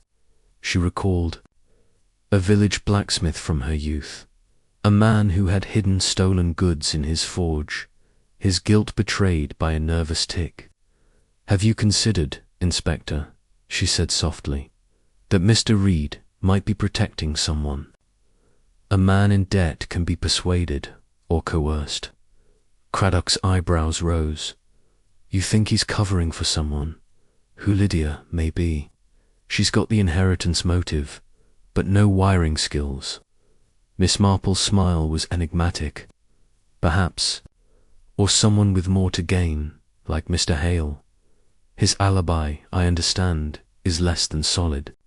Craddock sighed, flipping another page. "Shaky as a house of cards. The London promoter, Mr. Langley, can't recall the exact time of their meeting. Hale says he was there from 10 to 3, but the train porter only remembers him leaving. St. Mary Mead, not returning." Miss Marple's fingers stilled, her mind weaving connections. Ronald Hale's ambition, Clara Beaumont's envy, Thomas Reed's debt, Lydia Vance's inheritance, each was a thread, but the pattern remained, elusive. She rose, smoothing her coat. "Thank you, Inspector. I shan't keep you from your work. But might I suggest checking Mr. Reed's workshop for anything overlooked? A toolbox, perhaps, or a stray petal?" Craddock jotted a note, his expression a mix of amusement and respect. "A petal. You and your details, Miss Marple. I'll have the lads look again." She smiled, stepping into the rain, her umbrella snapping open like a shield against the world's secrets. Her next stop was the village chemist, Mr. Jenkins, whose shop was a treasure trove of local knowledge. The bell tinkled as she entered, the air sharp with the scent of lavender and antiseptic. Mr. Jenkins, polishing his spectacles, greeted her warmly. "Miss Marple, what brings you out in this weather? Not another mystery, I hope?" She chuckled, selecting a tin of throat lozenges. "Only curiosity, Mr. Jenkins. I was thinking of Mr. Reed. He's been under strain, hasn't he?" Mr. Jenkins nodded, his eyes narrowing. "Poor man's been a wreck since his wife's illness. Came in last week for sleeping draughts. Said he hadn't slept in days. Mentioned Miss Vance, too, said she'd been kind about the loan, but he felt the pressure all the same. Odd thing, though, he asked if I stocked rosewater, of all things. Said it was for a client, but who uses rosewater these days?" Miss Marple's heart quickened, though her face remained placid. Rosewater. How peculiar. Did he say who it was for? Mr. Jenkins shook his head. Not a word, just bought it and left, looking like he'd seen a ghost. As she paid for the lozenges, Miss Marple's mind seized on the rosewater link. Perhaps to the crimson petal in the piano's pedal. Roses were absent from Eleanor's garden, but rosewater suggested intent, or a cover for something more sinister. She walked home through the drizzle, her thoughts a whirl of new connections. Thomas Reed's receipt, his nervous glances, the rosewater all hinted at a man entangled in more than debt. Yet the footprint, so light and precise, clashed with his heavy limp, and the absence of wire in his workshop raised questions. She thought of a village tailor who had once hidden stolen cloth in his attic, his guilt uncovered by a single misplaced thread. At her cottage, Miss Marple lit a fire, the flames casting a warm glow over her parlour. She settled into her armchair, her knitting untouched as she pondered. Ronald Hale's alibi was crumbling. Clara's toolbox loomed large. Lydia's smudged hands suggested secrets, and now Thomas's rosewater added a new layer. The truth, she knew, was like her garden in the rain-muddy, but ready to yield its blooms to a patient hand. Chapter 10. The niece's confession. The drizzle had cleared, leaving St. Mary Mead bathed in a crisp, golden light that made the village's thatched roofs gleam like honey. Miss Jane Marple, her morning routine of tea and toast complete, sat in her garden, her eyes on the dew-sparkled roses, but her mind on the intricate puzzle of Eleanor Vance's murder. The clues, the scratched piano lid, the crimson petal, the delicate footprint, the wire receipt were like scattered leaves, and Miss Marple's task was to gather them into a coherent bouquet. Today, her thoughts turned to Lydia Vance, the young niece whose trembling hands and financial straits hinted at secrets yet to be unveiled, as she pruned a wayward rose. Miss Marple heard footsteps on the gravel path. Looking up, she saw Lydia herself, her pale face framed by a scarf, her eyes red-rimmed as if from tears or sleeplessness. "Miss Marple," Lydia said, her voice quavering, "may I speak with you?" I don't know who else to turn to." Miss Marple's heart softened, though her mind remained alert. "Of course, my dear," she said, setting aside her secateurs. "Come inside. A cup of tea will do us both good." In the cosy parlour, with the fire crackling and the kettle humming, Miss Marple poured tea, her movements as soothing as her voice. Lydia sat, clutching her cup, her slender fingers betraying a nervous energy. "It's about Aunt Eleanor," she began, her words tumbling out. "I've been so afraid, Miss Marple. Everyone thinks I might have done it because of the will, but I didn't. I couldn't." Miss Marple's eyes, gentle but piercing, studied the girl. "No one accuses you, my dear, but fear can cloud the truth. Tell me what troubles you." Lydia's breath hitched, and she leaned forward, her voice dropping to a whisper. "I heard something weeks ago, before Aunt died. Miss Beaumont Clara came to the house. They argued in the drawing room about the Elmsworth prize. Clara was furious. Said Aunt had stolen her spotlight, that she'd pay for it. I was in the hall, listening, and I didn't tell anyone. I was scared of Clara." Miss Marple's teaspoon paused mid-stir, her mind seizing on the revelation. "A threat, you say? That's most serious. Why didn't you tell the police?" Lydia's eyes filled with tears. "I thought it was just anger, not murder. And Aunt was so harsh sometimes, always talking about the prize, how it proved she was better. I didn't want to make things worse, but now, with everyone watching me, I feel like I'm drowning."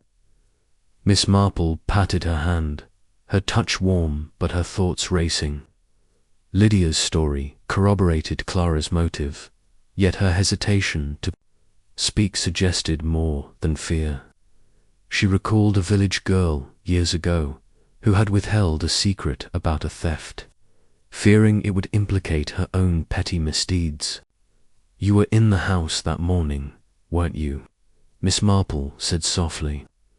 "Mrs. Clement saw you leaving the library with smudges on your hands. What were you doing there?" Lydia's cheeks flushed, and she looked away, her fingers twisting the scarf. I was looking for Aunt's diary. She kept one in the library desk, and I thought it might mention Clara's visit or something about the prize. I wanted to know if she suspected anyone.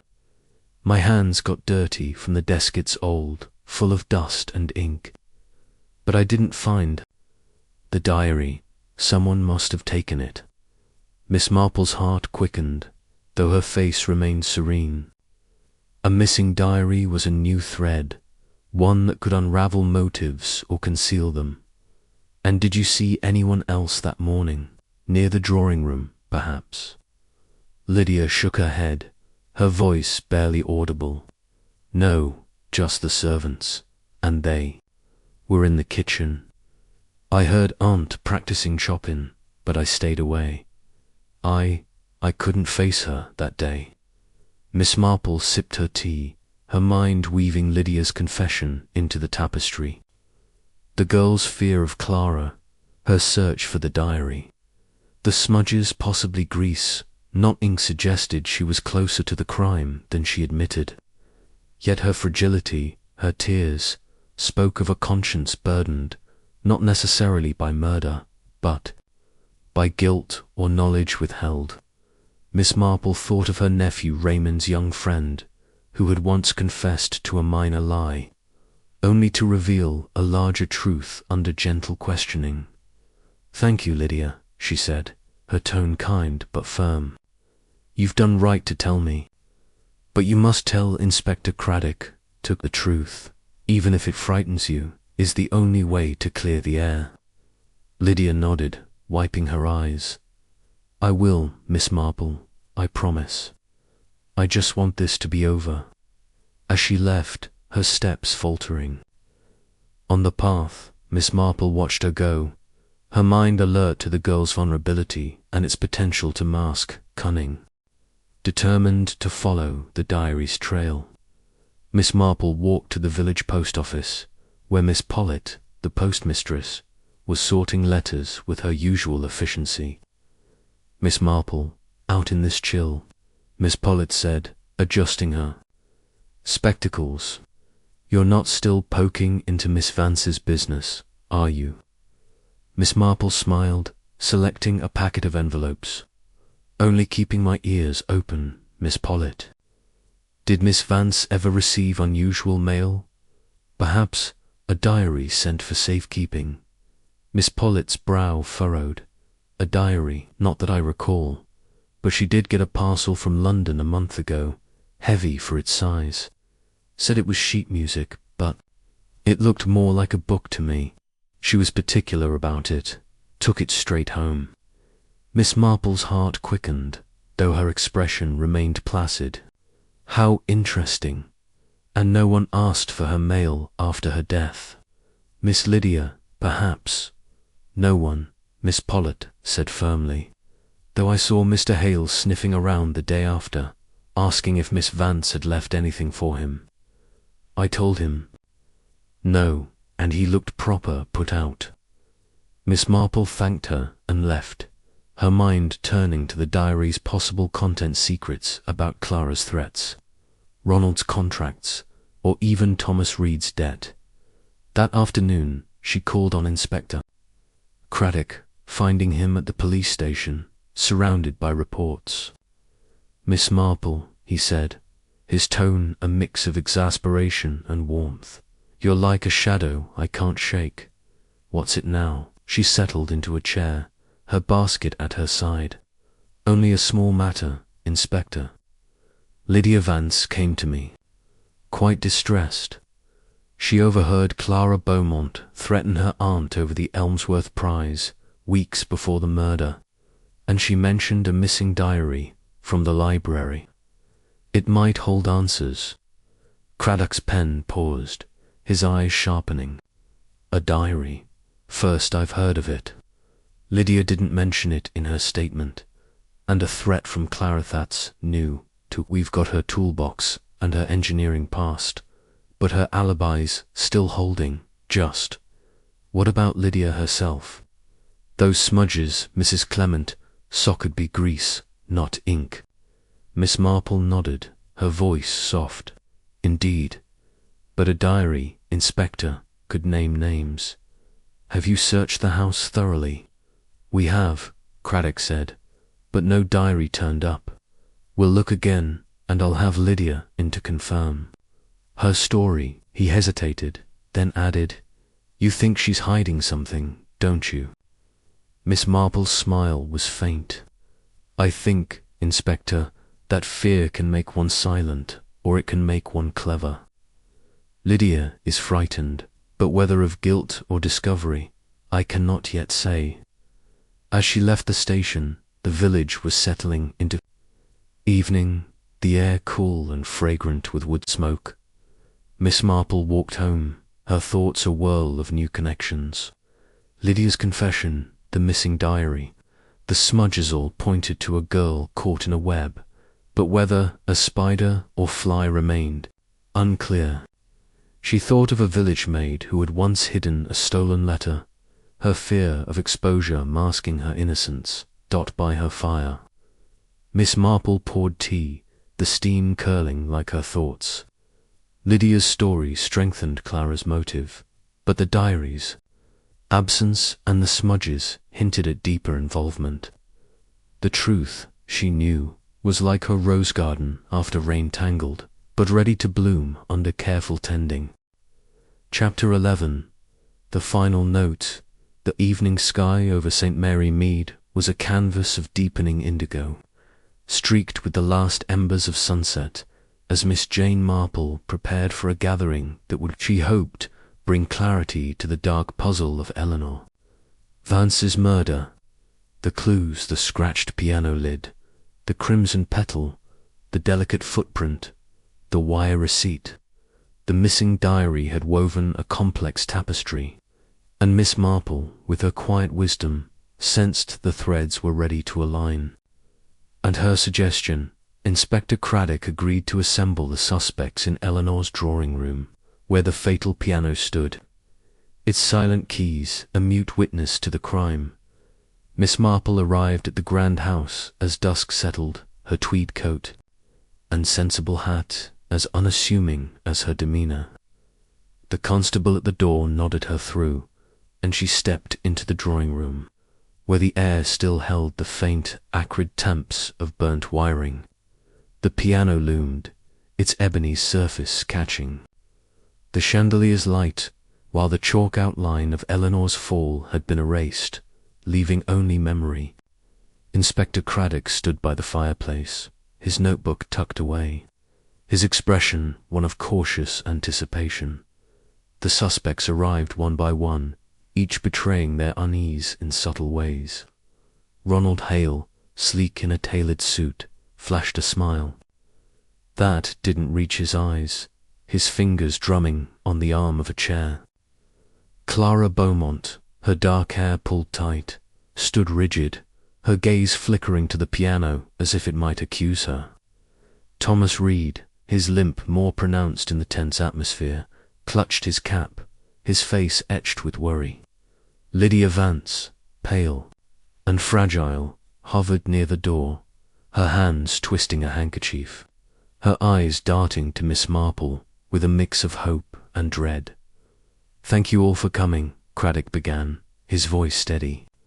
"We've made progress in Miss Vance's case, but Miss Marple has insights she wishes to share." He glanced at her, a wry smile tugging at his lips. Miss Marple stepped forward, her presence as gentle as a breeze, yet commanding the rooms. "Attention, I am no detective," she began, her voice soft but clear, "but I have lived long enough to know the ways of the human heart. Eleanor Vance's death was no accident. Someone in this room turned her beloved piano into a weapon, and the clues, though small, tell a story." She paused, her eyes sweeping the group, noting Ronald's stiffening posture, Clara's clenched jaw, Thomas's averted gaze, Lydia's trembling lips. "Let us start with the piano," she continued, moving to the instrument. Its wiring was tampered with expertly, with a live current spliced into the pedal circuit. Such work requires skill, the kind Mr. Reed possesses. Thomas started, his cap crumpling in his hands. "I told you, Miss Marple, I only serviced it. I'd never." She raised a hand, her smile gentle. "Patience, Mr. Reed. Your skill is undeniable, but your limp is equally so. The footprint in the flower bed, light and narrow, does not match your heavy tread, nor does the wire receipt, though troubling, prove you handled the piano after your visit." Thomas exhaled, his relief palpable, but Miss Marple's gaze moved on. "Mr. Hale," she said, turning to the manager, "your ambition drove Eleanor's success, but her threat to leave you for another agency was a blow. Your alibi in London is uncertain. The promoter cannot confirm your hours. Yet your knowledge of wiring is limited, and your polished shoes, though small, are too broad for that delicate print. Ronald's smile faltered, his fingers stilling. I was in London, he said sharply. I had no reason to harm Eleanor. Miss Marple nodded, her eyes shifting to Lydia. Miss Lydia, your inheritance was a powerful motive, and your presence in the house, with smudges on your hands, raised questions. You sought a diary, you said, to uncover your aunt's suspicions. But the library desk held no grease, only ink, and your slight frame could not have left so precise a footprint. Lydia's tears spilled over, but she nodded, her voice a whisper. I only wanted to understand. Finally, Miss Marple turned to Clara Beaumont, whose face had paled to the hue of porcelain. Miss Beaumont, your envy of Eleanor's Elmsworth prize was no secret. You argued with her, threatened her, as Lydia. Overheard, you were seen near the house with a toolbox, and your engineering studies gave you the skill to rewire the piano. Clara's eyes flashed, her voice rising. I told you, I fixed my own piano. I was at Mrs. Langley's that morning. Miss Marple's gaze was steady, unyielding. Indeed, but your visit was brief, and the station logs show no train to London. Until noon. You had time, Miss Beaumont, to slip into the house through the open French windows. The footprint matches your small boots, and the scratches on the piano lid made by the sapphire ring you wear betray your haste. She pointed to Clara's hand, where the ring glinted, its edge catching the light. Clara's composure cracked, her breath hitching. You can't prove that. I didn't mean to kill her. The room froze, the admission hanging like a discordant note. Craddock stepped forward, his voice firm. Miss Beaumont, you'd best explain yourself. Clara sank into a chair, her hands covering her face. I only wanted to ruin her performance, to make the piano fail at her next recital. I rewired it to short-circuit, not to kill. I didn't know it would be so deadly. Miss Marple's expression softened, though her eyes remained keen. Envy, my dear, is a dangerous spark. You let it burn too brightly. Craddock signalled to the constable, who moved to Clara's side. Clara Beaumont, you're under arrest. For the murder of Eleanor Vance, he said, his tone formal but not unkind. Clara rose, her shoulders slumped, as the constable led her out. The others remained, stunned into silence. Ronald cleared his throat, his charm dimmed.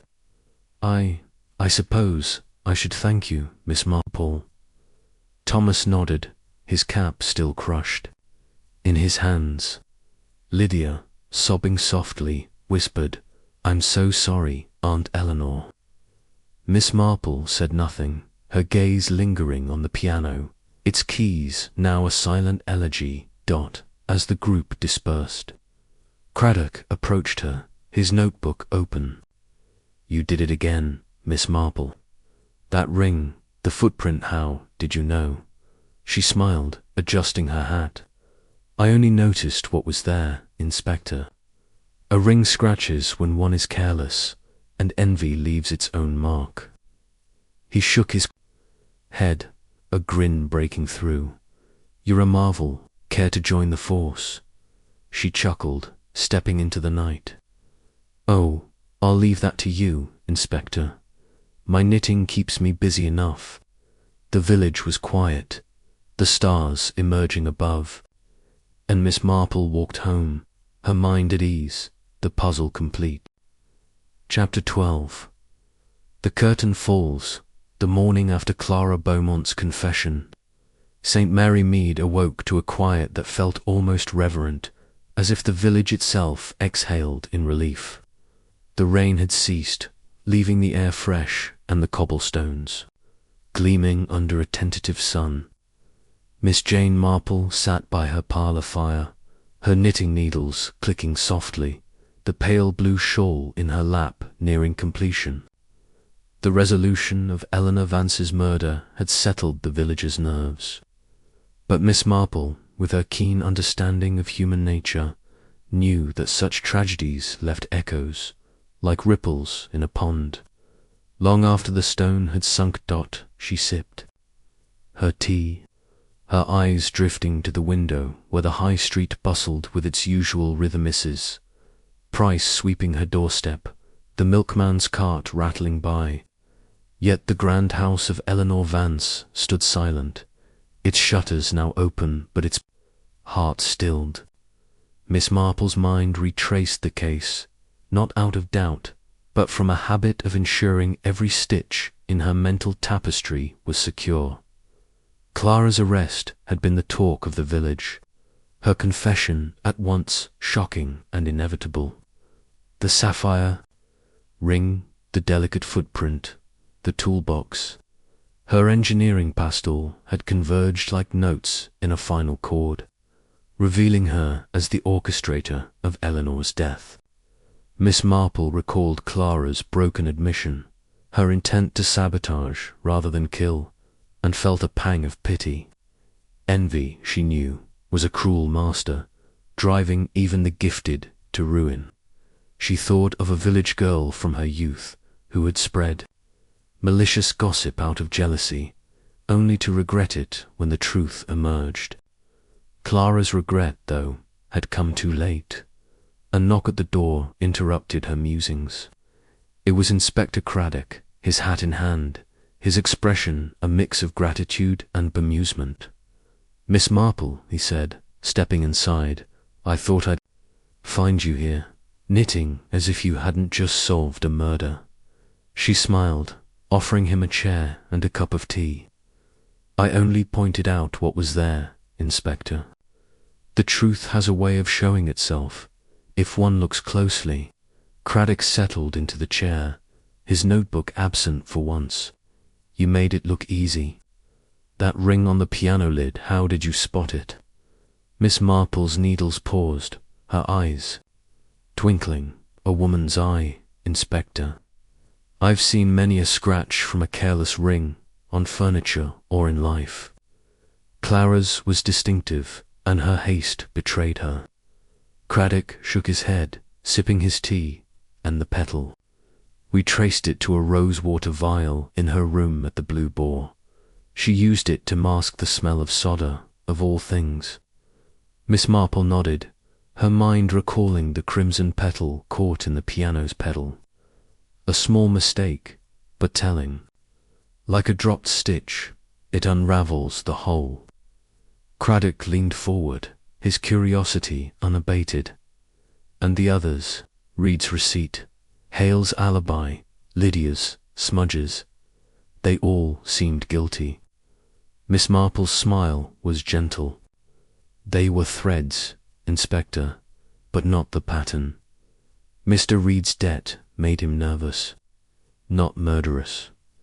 Mr. Hale's ambition was greedy, not deadly. And Lydia, poor Lydia, was frightened, not cunning. Her smudges were ink from her search for the diary which I suspect Clara took to hide her own threats." Craddock set down his cup, his respect evident. "You've a gift, Miss Marple. Scotland Yard could use you."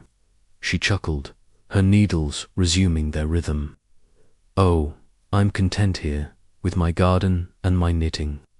The village provides mysteries enough." As Craddock left, promising to keep her posted on Clara's trial, Miss Marple rose to tend her roses, the garden a mirror of her orderly mind.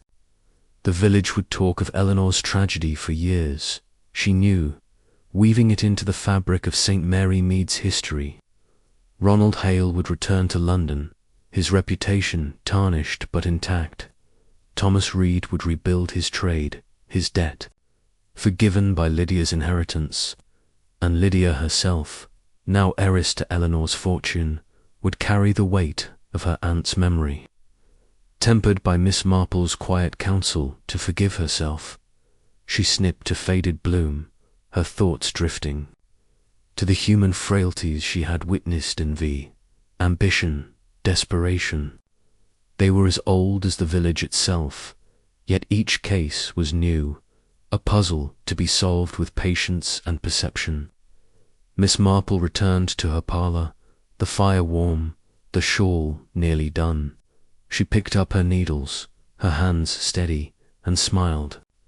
Faintly, the curtain had fallen on Eleanor's tragedy, but life, like her knitting, went on, stitch by careful stitch.